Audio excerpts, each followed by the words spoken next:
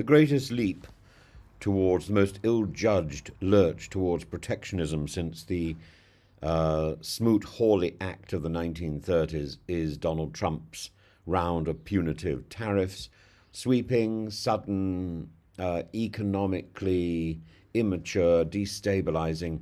It's not only infuriated Europe, but triggered a diplomatic and economic backlash that may leave the United States more weakened than its allies that it aims to punish. In what Trump rather grandiosely dubbed Liberation Day, he has imposed a 20% tariff on all European Union exports, alongside additional levies on countries rich and poor.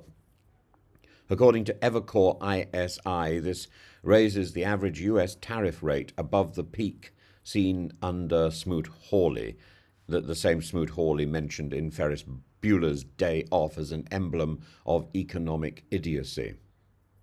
Matthew Broderick is, of course, the god of economists, up there higher than John Maynard Keynes. The logic, such as it is, rests on the zero-sum view of trade, that deficits are inherently bad and that America is being ripped off.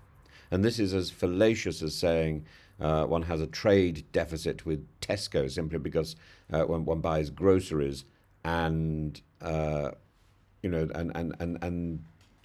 don't buy your poetry. Trump's fixation on manufacturing goods rather than services, technology, or value-added partnerships represents not just economic nostalgia, but economic stupidity, malpractice. Markets promptly responded. The US shed nearly $3 trillion in stock market value in just 24 hours. Recession fears have surged. American exporters have panicked. And now President Macron, one of the grown-ups in the room, speaking from the Élysée Palace in a waft of eau de sauvage, he called Trump's tariffs brutal and unfounded and proposed a countermeasure both symbolic and potent, a temporary halt on European investment in the United States. What message do we send, Macron asked, by allowing European giants to pour billions into America at the very moment that they are hitting us? It's no idle rhetorical flourish. Macron was directly addressing firms like CMA, CGM, which had just announced a €20 billion US expansion, and LVMH, whose CEO Bernard Arnault recently praised Trump's economic policy. Macron warned against corporate freelancing, cutting private deals with Trump behind the EU's back, and called for collective solidarity. In short, do not negotiate alone, do not reward your attacker. Keep Trump at arm's length. France is not alone.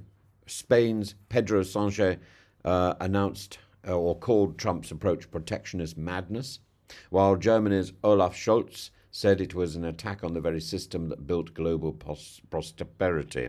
Ursula von der Leyen's the President of the European Commission, she's confirmed the EU is preparing retaliatory tariffs on US consumer goods alongside the potential invocation of the anti-coercion instrument, a legislative big gun that could bar US tech firms from bidding on European contracts or suspend IP protections. The irony is thick.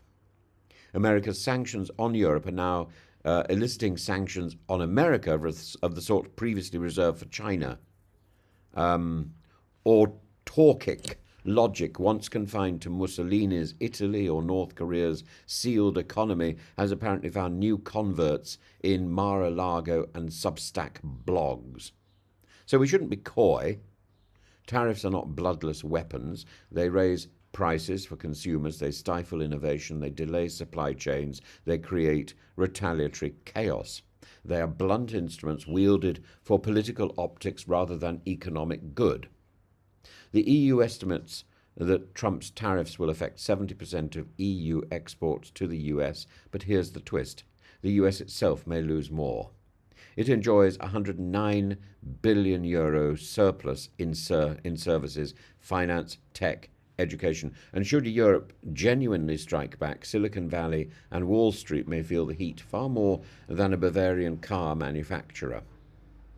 There is precedent. In the trade wars of 2018, American farmers were crippled by retaliatory Chinese tariffs, prompting emergency bailouts. And this time the fallout may hit deeper and broader: semiconductors, lumber, pharma, aerospace. Even Bourbon and blue jeans aren't safe, with France quietly lobbying for whiskey exemptions and Trump threatening to retaliate with 200% duties on champagne. This isn't diplomacy.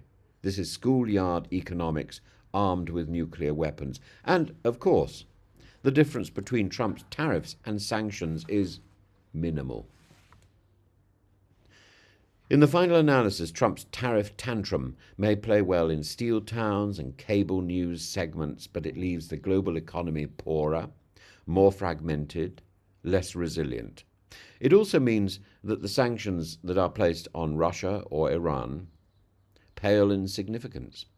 They become irrelevant compared to the tariffs which are being applied to our allies, to France, to Germany, to Britain.